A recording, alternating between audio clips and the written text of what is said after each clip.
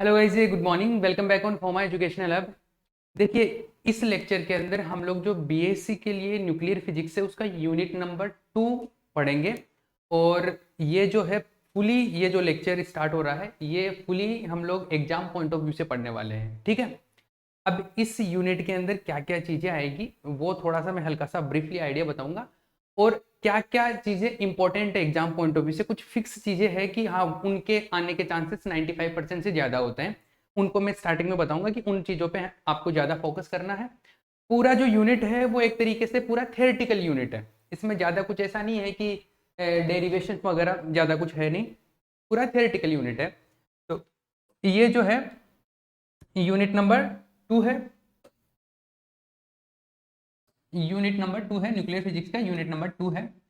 और इसका जो नाम है, या आप इसे ये समझ सकते हो कि इसके अंदर क्या क्या चीजें कवर करने वाले हैं। वो एक तो है न्यूक्लियर रिएक्शंस एंड न्यूक्लियर जो डीके होता है उन चीजों के बारे में, इन दो चीजों के बारे में बात करने वाले हैं। न्यूक्लियर एक्टिविटी बोल लो या नाभिकीय अभिक्रिया, इसको हिंदी में बोलते हैं नाभिकीय अभिक्रियाएं।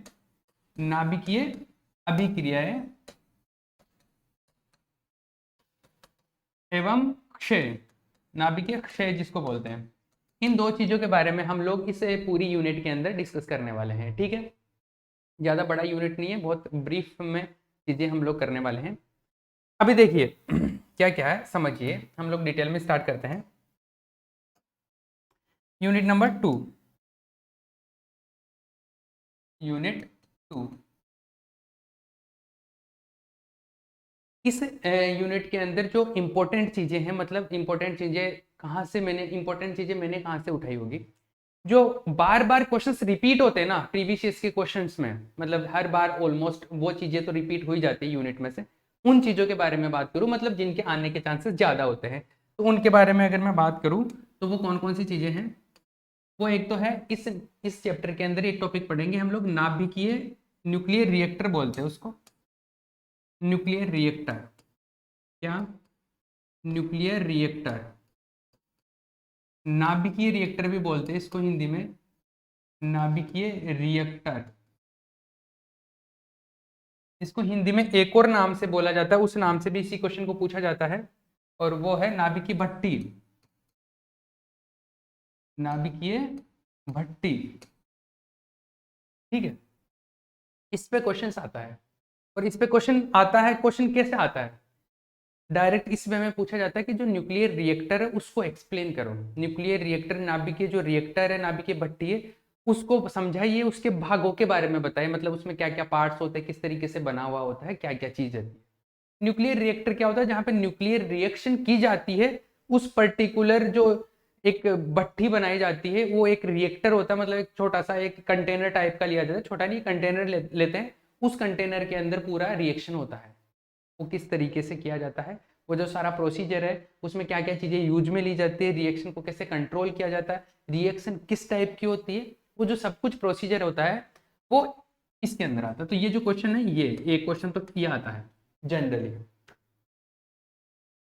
एक क्वेश्चन जो आता है जनरली वो है कि जो नाभिकीय अभिक्रियाएं हैं वो उनके प्रकार, टाइप्स ऑफ न्यूक्लियर रिएक्शंस।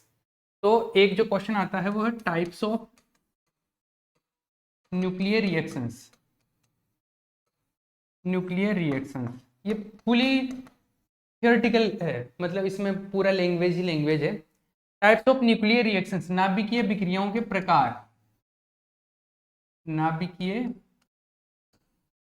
अभिक्रियाओं के प्रकार, टाइप्स, ठीक है। ये है, ये दो चीजें।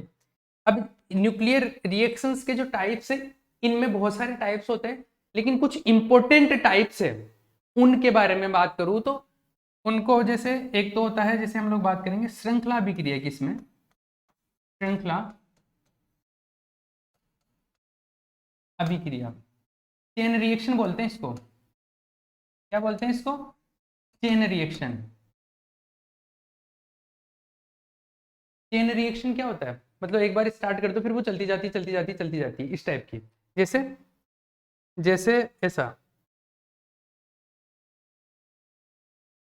जैसे इस टाइप का,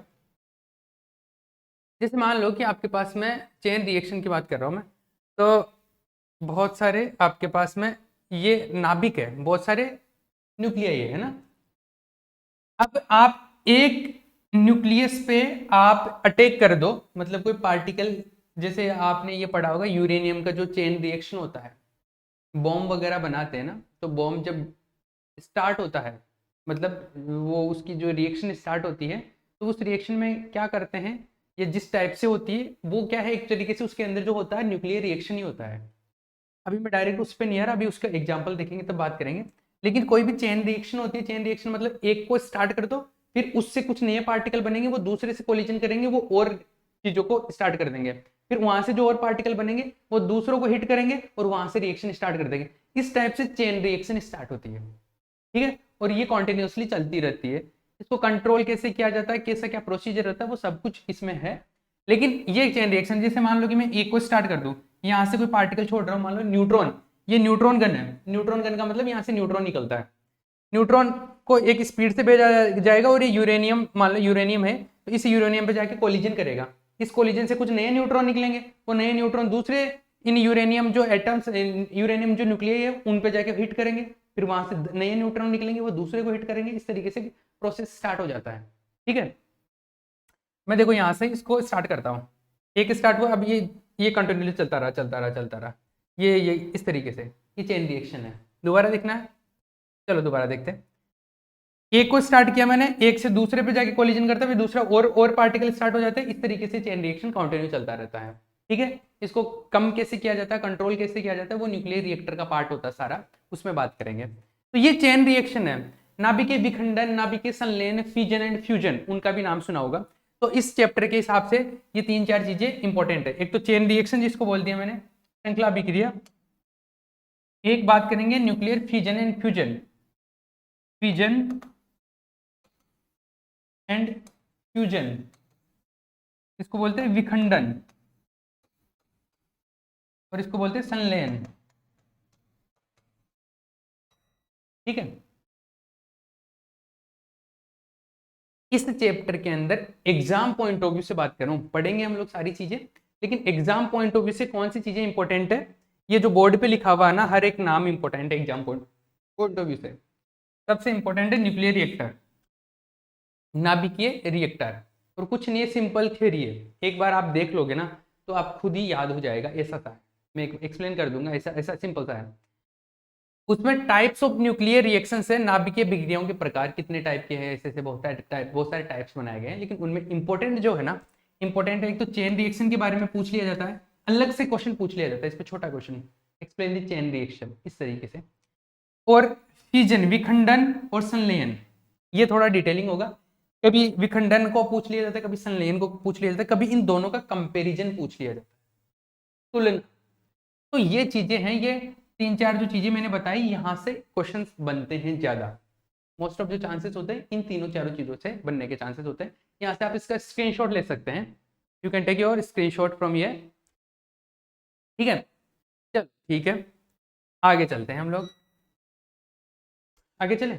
अभी हम लोग स्टार्ट करते हैं न्यूक्लियर रिएक्शन से, रिएक्टर स्टार्ट नहीं करे, सिंपली नाभिकीय अभिक्रिया होती क्या, न्यूक्लियर रिएक्शन होती क्या, उसके बारे में बात करते हैं, लेट्स टॉक अबाउट दैट। तो चलिए नाभिकीय अभिक्रिया के बारे में बात करते हैं। नाभिकीय अभिक्रिया, न्यूक्लियर रिएक्शन,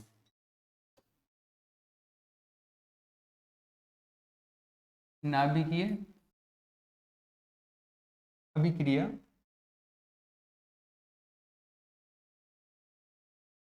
न्यूक्लियर रिएक्शन।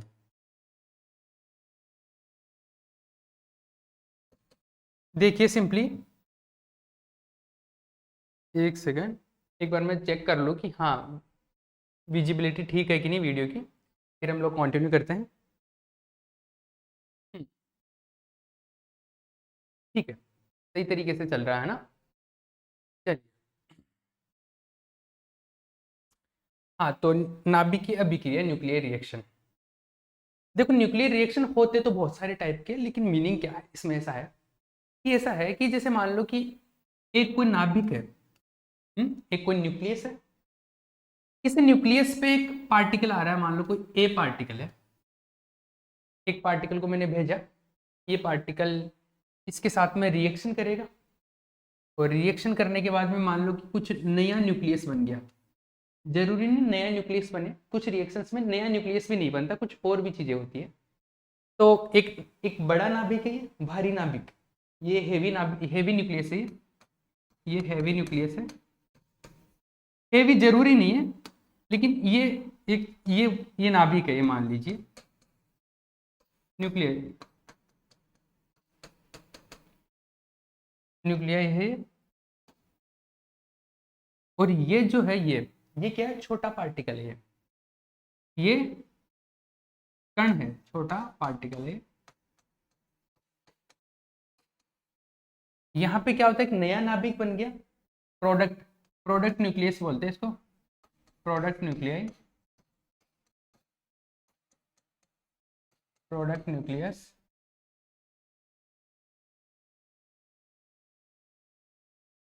ठीक है, और इसके साथ में एक छोटा पार्टिकल और बन गया, मान लो कोई भी छोटा, जरूरी नहीं पार्टिकल ही हो, कोई दूसरा नाभिक और हो सकता है। तो ये दो नाभिक बन गए, पर ये छोटा है, ये स्मॉल है। इस तरीके की जो रिएक्शन होती है ना, इस तरीके से कि एक नाभिक के साथ में कोई दूसरा पार्टिकल आया, कोलिजन किया, जो भी किया, फिर कुछ नया बन गया। जरूरी नहीं हमेशा नया ही बने, कुछ उसमें भी कुछ चेंज हो गया, कुछ एनर्जी लेवल चेंज हो गया, कुछ नया पार्टिकल उसके साथ में निकल गया, कुछ ना कुछ वहां पे चेंज हो गया। ये क्या है, न्यूक्लियर रिएक्शन। ये क्या होती है, नाभिकीय अभिक्रिया। ठीक है, अब देखिए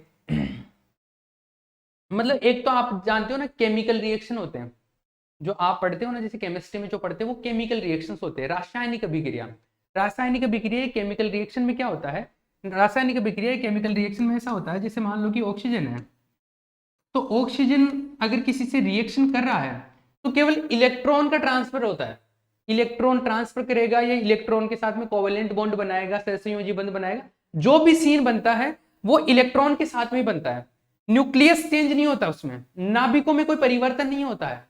ठीक है, तो नाभिकों में कोई चेंज नहीं आने वाला। जैसे पहले ऑक्सीजन काम में ले रहे थे, तो ऐसा नहीं है कि बाद में कुछ और बन गया, नाभिक ऑक्सीजन का ही रहेगा, भले वो आयन बन जाए, लेकिन न्यूक्लियस ऑक्सीजन का ही रहेगा।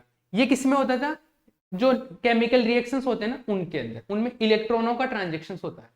ठीक है, बट ये जो न्यूक्लियर रिएक्शंस है, नाभिकीय अभिक्रिया है, इनमें क्या होता है, नाभिक भी चेंज हो जाते हैं, न्यूक्लियस चेंज हो जाते हैं। तो इस तरीके का जो रिएक्शन है वो क्या है, न्यूक्लियर रिएक्शन। क्लियर, इसको देखो सिंपली ऐसे लिखा जाता है, इसको ऐसे लिखा जाता है, एक्स बड़ा पार्टिकल, छोटा पार्टिकल इधर ए इधर छोटा पार्टिकल बी, ए कोमा बी,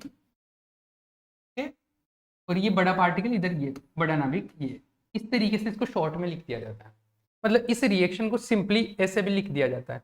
इससे ये पता चल रहा है कि, इसको देख के क्या पता चलता है, इसको देख के ये पता चलता है, जो जो इसको पढ़ना समझते हैं कि इसका मतलब क्या है, वो देख के ऐसे सोचते हैं कि एक्स पार्टिकल था, उसके साथ में कोई एक्स नाभिक था, उसके साथ में कोई ए पार्टिकल आया, और फिर नया नाभिक बन गया वाई, और एक छोटा पार्टिकल निकल गया बी। ये इसको इस तरीके से लिखा जाता है। गॉट इट, ये न्यूक्लियर रिएक्शन होगी। चलिए, अब जो न्यूक्लियर रिएक्शन है ये तो बात समझ आ गई। इसका एक एग्जांपल बता दूं मैं, जैसे एग्जांपल, जैसे नाइट्रोजन है N740, इसमें मान लो कि 2He4, ये अल्फा पार्टिकल है, मान लो हीलियम का नाभिक है ये। हीलियम का जो नाभिक होता है, nucleus of helium alpha particle होता है। न्यूट्रॉन के साथ में, सॉरी नाइट्रोजन के साथ में एक रिएक्शन कर रहा है, और बाद में क्या बनता है, सपोज 8 ऑक्सीजन बन गया 17 वाला, प्लस 1H1, यह हाइड्रोजन एटम बन गया, प्रोटियम। ठीक है, ये ऐसा बन गया।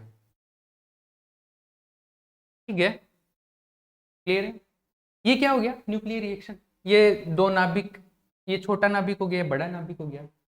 कई बार जरूरी नहीं नाभिक ही हो, पार्टिकल भी हो सकता है, कोई एक पार्टिकल हो सकता है, एक बड़ा पार्टिकल हो सकता है, कुछ भी हो सकता है। जैसे हम लोग नाभिकीय विखंडन यूरेनियम का कराते हैं, तो यूरेनियम का न्यूक्लियस होता है, और एक छोटा सा नाइट्रोजन, सॉरी न्यूट्रॉन होता है, वो न्यूट्रॉन आके उसको हिट करता है और रिएक्शन चालू हो जाती है। तो यहाँ पर थोड़ा अलग सीन है, यहाँ पे दोनों नाभिक है, कुछ भी हो सकता है, लेकिन इस तरीके के रिएक्शन होते हैं। ये न्यूक्लियर रिएक्शन है, ठीक है। इसको सिंपली कैसे लिख सकते हो, इसको शॉर्ट में ऐसे लिख सकते हो। इसको शॉर्ट में कैसे लिखोगे, ये बड़ा नाभिक, ये पार्टिकल, तो हम लोग कैसे लिखते हैं, बड़ा नाभिक पार्टिकल, इधर वाला पार्टिकल और इधर वाला बड़ा, कैसे लिखते हैं। इधर बड़ा कौन है, ये y, इधर छोटा कौन है ये, इधर छोटा कौन है ये, इधर बड़ा कौन है x, ऐसे लिख सकते हैं इनको। N7 14 A is what 2He4, B is what 1H1, Y is O8 17। ये मिल गया अपने को, इस तरीके से हम लोग लिख सकते हैं। ये जो नीचे लिखा जाता है ये तो एटॉमिक नंबर होता है, परमाणु क्रमांक होता है कि आवर्त सारणी जो है उसमें कौन से नंबर पे आता है, पीरियोडिक टेबल में कौन से नंबर पे आता है वो है, उसमें मतलब नंबर ऑफ प्रोटॉन को बताता है, ये प्रोटॉनों की संख्या है ये। और ये जो है इसकी द्रव्यमान संख्या है, एटॉमिक नंबर ए, जिसको ए बोलते हैं, ठीक है। ये चीज होती है, ये बेसिक चीज जानते होंगे ना। अब देखो दूसरी चीज, ये तो बात समझ में आ गई। अब जैसे ये न्यूक्लियर रिएक्शंस होते हैं ये तो बात समझ में आ गया, लेकिन क्या ये कुछ रूल फॉलो करते हैं क्या, जी हाँ बिल्कुल कुछ रूल्स फॉलो करते हैं। क्या रूल्स फॉलो करते हैं, देखिए इनमें कुछ रूल्स होते हैं, इनमें कुछ चीजें संरक्षित रहती है, कंजर्व रहती है। क्या चीजें कंजर्व रहती है उनके बारे में कुछ थोड़ा सा डिटेलिंग कर लेते हैं। नाभिकीय अभिक्रियाओं में संरक्षण नियम, conservation laws in nuclear reactions, conservation laws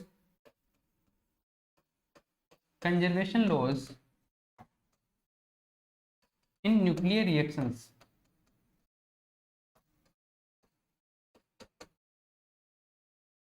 in nuclear reactions, conservation laws in nuclear reactions, ठीक है। देखो कंजर्वेशन लॉज, देखिए कंजर्वेशन लॉ कैसे अप्लाई होते हैं। एक तो इसमें जैसे आवेश संरक्षण,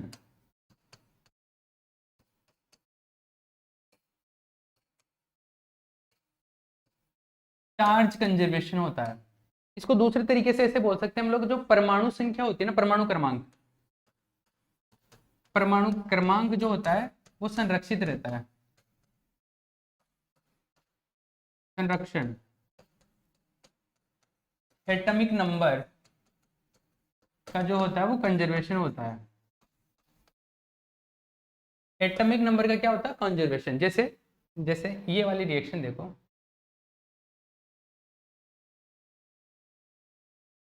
ये वाली रिएक्शन है, इसी को ले लेते हैं। इस रिएक्शन में देखो एटॉमिक नंबर कैसे कंजर्व रह रहा है। यहाँ पे इसका एटॉमिक नंबर क्या है, इसका एटॉमिक नंबर है 7, इसका 2, तो 7 + 2 कितना 9 है। लेफ्ट साइड में 9 है, मतलब बिफोर रिएक्शन 9 है। इधर देखो 8 और 1, 8 + 1 9, आफ्टर रिएक्शन भी 9 है, बिफोर रिएक्शन भी 9 है। तो एटॉमिक नंबर जो है, परमाणु संख्या, वो परमाणु क्रमांक, वो क्या है, वो कंजर्व है, संरक्षित रहता है। बिफोर रिएक्शन और after reaction atomic number will be equal, ठीक है। परमाणु क्रमांक अभिक्रिया से पूर्व और अभिक्रिया के पश्चात नियत रहता है। ये हो गया आवेश संरक्षण, चार्ज कंजर्वेशन। दूसरा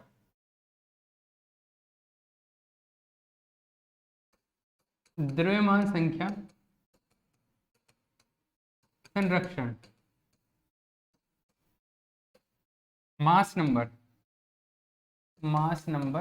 कंजर्वेशन, मास नंबर कंजर्वेशन। मास नंबर, ये रिएक्शन ले लो,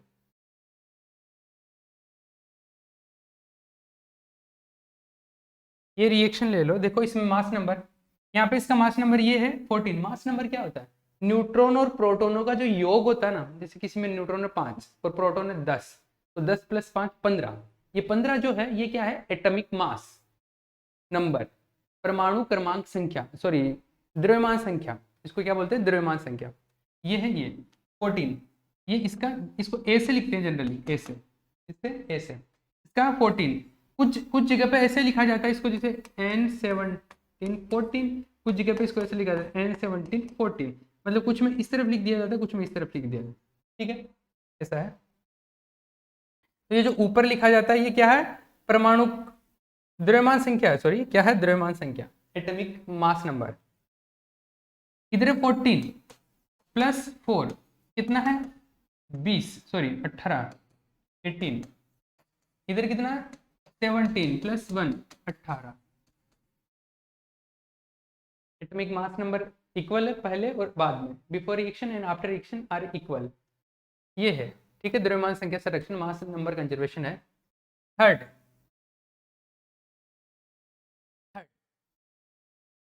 एंड लास्ट वन, देखो इसमें हम लोग जनरली बोलते हैं ना कि एनर्जी तो कंजर्व रहती है, एनर्जी तो कंजर्व रहती है, ऊर्जा तो संरक्षित ही रहती है, कुल ऊर्जा हमेशा संरक्षित रहती है। लेकिन क्या है कि आइंस्टाइन ने एक और चीज बताई थी कि एनर्जी को आप मास में कन्वर्ट कर सकते हो या मास को एनर्जी में कन्वर्ट कर सकते हो। जो बॉम्ब होते हैं ना वो उसी पे बेस्ड होते हैं। बॉम्ब में क्या होता है, जैसे छोटा सा बॉम्ब है, मास ही तो उसमें द्रव्यमान है, लेकिन जब वो फटता है तो इतनी एनर्जी प्रोड्यूस होती है। तो वहां पे क्या होता है, मास जो होता है वो एनर्जी में कन्वर्ट होता है, द्रव्यमान ऊर्जा में रूपांतरित होता है। इसका मतलब है कि वहां पर पहले एनर्जी अलग फॉर्म में थी, पहले एनर्जी द्रव्यमान के रूप में थी, डायरेक्ट ऐसे नहीं थी कि काइनेटिक एनर्जी थी या पोटेंशियल एनर्जी थी ना, किसके फॉर्म में थी, द्रव्यमान के रूप में, मास की फॉर्म में एनर्जी थी। फिर वो एनर्जी मास की फॉर्म से काइनेटिक एनर्जी में कन्वर्ट हो गई, या आग में या अलग हीट एनर्जी में, ऊष्मा ऊर्जा में, उनमें कन्वर्ट होगी अगर बॉम्ब फटा है तो यहां पर क्या होता है, केवल एनर्जी जो होती है ना, जिसको बोलते हैं जनरली ऊर्जा संरक्षित नहीं होती है, एनर्जी संरक्षित नहीं होती, एनर्जी कंजर्व नहीं होती। क्या कंजर्व होता है, एनर्जी प्लस मास, ये दोनों मिलके बिफोर रिएक्शन और आफ्टर रिएक्शन बराबर होते हैं। रिएक्शन से पहले एनर्जी और मास का जो एनर्जी होता है, मास एनर्जी, और बाद में एनर्जी और मास एनर्जी बराबर होते हैं। ठीक है ना, मास एनर्जी समझते हो ना, सेकेंड ईयर में आपने मैथमेटिकल फिजिक्स में पढ़ा होगा, स्पेशल थ्योरी ऑफ रिलेटिविटी, वहां पर हम लोग मास को एनर्जी के टर्म में कैलकुलेट करना बताए थे। वहां पे जिसने पढ़ा तो E equal to M C square, अगर किसी का मास m है तो उसकी जो एनर्जी है वो एम सी स्क्वायर होगी। ये इसके लिए आइंस्टाइन को जाना जाता है, this is very famous equation.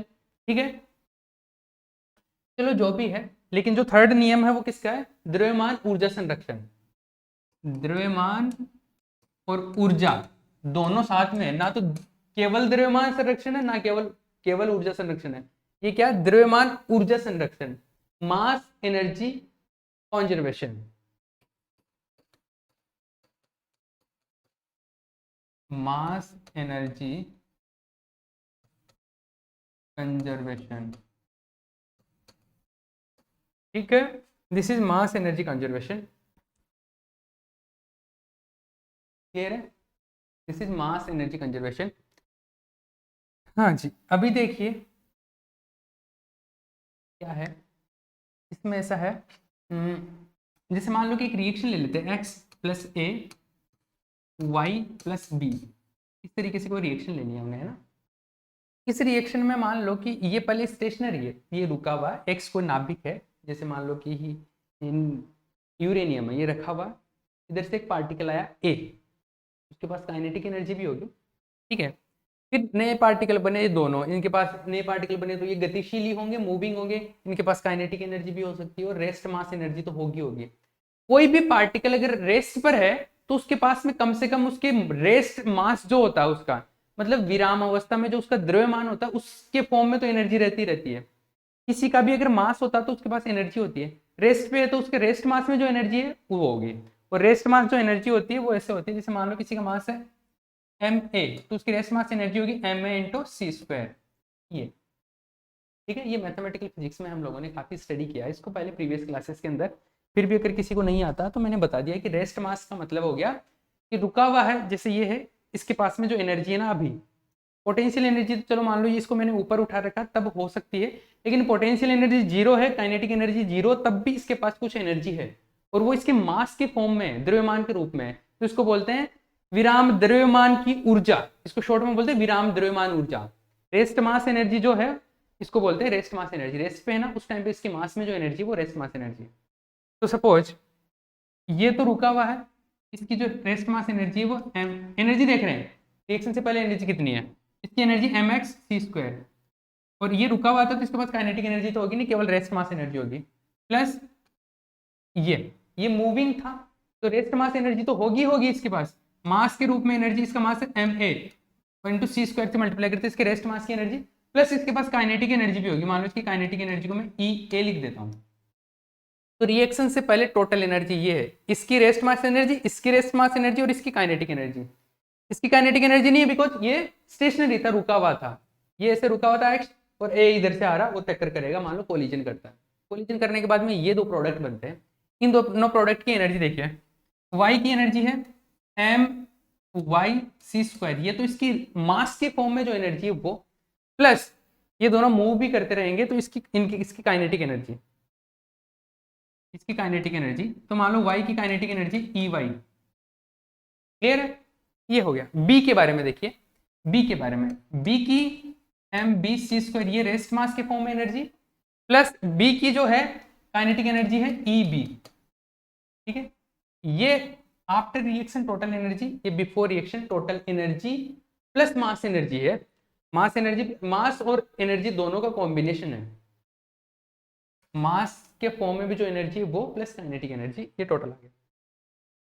इसको कैलकुलेट करिए। देखिए मास वाले टर्म्स को एक साथ ले लीजिए, इन दोनों को इधर ले आए, तो एक दो और दो टर्म हुआ, इन इधर से ले आए, तो इन चारों टर्म्स में देखो सी स्क्वायर कॉमन है, तो ये हो जाएगा M X plus M A minus M Y plus M B, और इन चारों टर्म में सी स्क्वायर कॉमन है।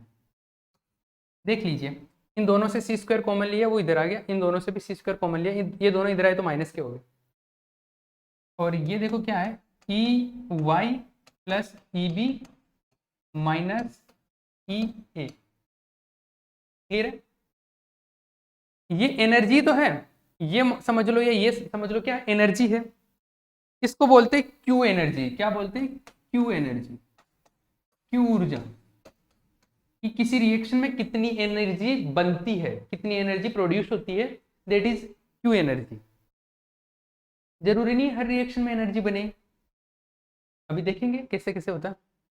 तो Q का जो वैल्यू है दो तरीके से आ गया, एक तो ये आ गया M X plus M A minus M Y plus M B into C square. देखो ये क्या है, रिएक्शन से पहले टोटल मास, तो रिएक्शन से पहले टोटल मास को बोल दूं एम आई, इनिशियल मास, प्रारंभिक द्रव्यमान। ये रिएक्शन के बाद में फाइनल मास। ठीक है, तो ये रिएक्शन के बाद में फाइनल मास, जो प्रोडक्ट्स है ना उनका मास, ये जो रिएक्टेंट्स है जो क्रिया कर रहे हैं उनका मास है टोटल, इसको सी स्क्वायर से मल्टीप्लाई कर दो। ये मास के टर्म में तो ये है क्यू एनर्जी, और काइनेटिक एनर्जी के टर्म में ऐसा है, ये है E Y plus E B minus E A. ये क्या है, रिएक्शन के बाद में जो प्रोडक्ट बनते हैं आफ्टर रिएक्शन, जो प्रोडक्ट है उनकी काइनेटिक एनर्जी है। तो रिएक्शन के बाद में काइनेटिक एनर्जी के एफ बोल देता हूँ इसको, के F kinetic energy after final, final बोल दो इसको, फाइनल काइनेटिक एनर्जी। और ये स्टार्टिंग में है, इसको बोल दो इनिशियल काइनेटिक एनर्जी, ये है के इनिशियल। तो क्यू के दो फॉर्म हो गए, क्यू को ऐसे मास के टर्म में लिखो तो ऐसे लिख सकते हो, और काइनेटिक एनर्जी के टर्म में लिखो तो ऐसे लिख सकते हो। ठीक है, अब देखो क्यू की वैल्यू जरूरी नहीं हमेशा पॉजिटिव मिले, you can take screenshot here. अब जरूरी नहीं क्यू का वैल्यू पॉजिटिव मिले या नेगेटिव मिले, क्यू का वैल्यू दो टाइप से मिल सकता है, या तो पॉजिटिव या नेगेटिव। तो अगर पॉजिटिव हुआ, क्यू का वैल्यू अगर पॉजिटिव हुआ, इसका मतलब हुआ कि रिएक्शन में एनर्जी बन रही है, नई एनर्जी मिल रही है। नई एनर्जी मिल रहेगा तो क्या हो जाएगा, गर्म हो जाएगी वो चीजें। ठीक है ना, हीट एनर्जी की फॉर्म में जनरली मिलता है। ये ज्यादा होता है तो इसको बोलते हैं endothermic, endothermic reaction, thermic reaction. ऊष्मा शोषी, सॉरी ऊष्मा क्षेपी अभिक्रिया, ऊष्मा क्षेपीय अभिक्रिया। ठीक है, और अगर Q लेस देन 0 है तो उसको बोलते हैं क्या, एक्सोथर्मिक, एक्सोथर्मिक रिएक्शन। मतलब एग्जॉस्टिंग है, उसमें ऊर्जा का हानि होता है, ऊष्मा का शोषण करता है, ऊष्मा शोषीय अभिक्रिया। ऊष्मा शोषीय अभिक्रिया, ये ऊष्मा क्षेपीय अभिक्रिया, ये दो टाइप की रिएक्शन है। ठीक है। Q इक्वल टू जीरो कब होगा, Q ग्रेटर देन जीरो कब होगा, ये जीरो कब होगा, ये जीरो से ज्यादा कब होगा, जब Mi Mf से ज्यादा हो। इस कंडीशन में Mi Mf से ज्यादा होता है। और ये लेस देन कब होगा, जब Mi से ज्यादा हो जाए Mf, तो उल्टा हो जाएगा। तो ये दो टाइप की रिएक्शन है, endothermic reaction and exothermic reaction, दो टाइप से पॉसिबल हो सकता है। तो एक बार मैं समराइज करता हूँ और इस लेक्चर को फिनिश करता हूँ। क्या क्या स्टडी किया हमने, बहुत सिंपल सी बातें हैं। क्या क्या स्टडी किया, सबसे पहले तो मैंने ये बताया कि इस चैप्टर के अंदर क्या है, दो तीन चीजें कॉमन है, कॉमन मतलब इंपॉर्टेंट है, सॉरी, दो तीन चीजें इंपॉर्टेंट है, न्यूक्लियर रिएक्टर और न्यूक्लियर रिएक्शंस। फिजन फ्यूजन हो सकता है, विखंडन और संलयन हो सकता है, उनका कंपैरिजन हो सकता है, चेन रिएक्शन हो सकता है, श्रृंखला अभिक्रिया। अब इसका मतलब ऐसा नहीं कि जो मैंने इंपॉर्टेंट बताया उन्हीं में से आएगा, जरूरी नहीं है, लेकिन 95% केसेस में वहां से क्वेश्चन पुट अप होता है। अब देखो, न्यूक्लियर रिएक्शन मतलब एक नाभिक है दूसरे नाभिक या दूसरे पार्टिकल से रिएक्शन करके नए नाभिक बना दे या कुछ दूसरे ऊर्जा स्तर में नए एनर्जी लेवल में चला जाए, इस तरीके का जो रिएक्शन होता है वो न्यूक्लियर रिएक्शन होता है। ये केमिकल रिएक्शन से डिफरेंट होता है, केमिकल रिएक्शन जिनमें इलेक्ट्रॉन का बॉन्ड बनता है या इलेक्ट्रॉन का आदान प्रदान होता है, इलेक्ट्रॉन एक्सचेंज होता है। न्यूक्लियर रिएक्शन में इलेक्ट्रॉन्स का आदान प्रदान नहीं है, ये क्या है, अलग सीन है, ठीक है। तो इसमें ये एक बड़ा नाभिक है, मान लो छोटा पार्टिकल है, छोटा नाभिक हो सकता है, बड़ा, फिर इसके प्रोडक्ट क्या बने, एक बड़ा बन गया एक छोटा। इसको सिंपली इस वे में लिखा जाता है। क्या एक एग्जांपल ले लिया हमने, फिर हम बोल रहे हैं कि कुछ कंजर्वे, कोई भी रिएक्शन होती है तो ऐसे ही नहीं कि कुछ भी बन रहा है या कुछ भी बन जाए, ऐसा कुछ नहीं होता है, वो कुछ ना कुछ रूल्स फॉलो करती है, और वो रूल्स जो होते हैं उनको बोल रहे हैं हम लोग कंजर्वेशन लॉज, संरक्षण के नियमों का पालना करती है। अब संरक्षण क्या, जैसे एक तो होता है परमाणु क्रमांक का संरक्षण, कि रिएक्शन से पहले जो टोटल एटॉमिक नंबर है सारे प्रोडक्ट्स का मिला के, सारे जो एलिमेंट है उनका मिला के, और बाद में जो है टोटल वो भी सेम होगा। जैसे यहाँ पे 7 + 2 9 था, यहाँ पे 8 + 1 9, अभी भी 9 है। दूसरी, परमाणु द्रव्यमान संख्या, सॉरी द्रव्यमान संख्या संरक्षण, जो एटॉमिक मास नंबर होता है ए, वो भी टोटल पहले और बाद में इक्वल होता है। जैसे यहाँ पे 14 + 4 18 है, यहाँ पे 17 + 1 18 है, स्टिल इक्वल है, ठीक है। और एक लास्ट वाला जो है वो है द्रव्यमान ऊर्जा संरक्षण, mass energy conservation. Only energy conserve नहीं रहती है, ओनली मास कंजर्व नहीं रहता, एनर्जी और मास का जो टोटल सम है ना वो कंजर्व रहता है। तो इसमें यही देखा गया कि एक रिएक्शन ले लिया ऐसे, मान लो कि ये रुका हुआ था, ये मूविंग था, तो इसके पास में रेस्ट मास एनर्जी भी काइनेटिक एनर्जी भी, इसमें कि रेस्ट मास इसको ऐड कर दिया, बाद में दोनों पार्टिकल जो नए बने वो गतिशील होंगे, दोनों ही मूविंग होंगे, एक मूविंग नहीं हो सकता, दोनों ही मूविंग होंगे, क्योंकि मोमेंटम कंजर्व नहीं होता, फिर संवेग संरक्षित भी रहना चाहिए, उसको भी फॉलो करना चाहिए। तो उसके लिए ये दोनों पार्टिकल मूविंग होंगे तो इनकी काइनेटिक एनर्जी भी होगी और दोनों की रेस्ट मास एनर्जी भी। किसी भी पार्टिकल की rest mass energy find out करनी हो तो उसका मास इंटू c² से मल्टीप्लाई कर दो, you will get the rest mass energy of that particular particle, ठीक है।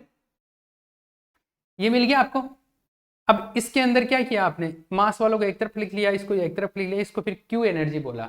अब क्यू एनर्जी के बेस पे हम लोग ये बात करते हैं कि जो रिएक्शन है nuclear reaction, there are 2 types of nuclear reaction, one is endothermic and another one is exothermic, ऊष्माक्षेपी और ऊष्माशोषी। जिसमें एनर्जी मिलती है वो ऊष्माक्षेपी हो जाएगा एंडोथर्मिक, जिसमें एनर्जी ली जाती है उसको बोल देते हैं ऊष्मा शोषण कर रहा है, वो एक्सोथर्मिक हो रहा है, एग्जॉस्टिंग हो रहा है वहां पे, ठीक है। ये दो चीजें हैं, ठीक है। अब नेक्स्ट, ये यहाँ तक हो गया। नेक्स्ट लेक्चर के अंदर हम लोग क्या करने वाले हैं, नेक्स्ट लेक्चर के अंदर न्यूक्लियर रिएक्शंस के और टाइप्स वगैरह देखेंगे, डिटेलिंग करेंगे उनका, फिर chain reaction, nuclear fission fusion के बारे में बात करेंगे, ठीक है। चलिए तो let's finish it, okay bye.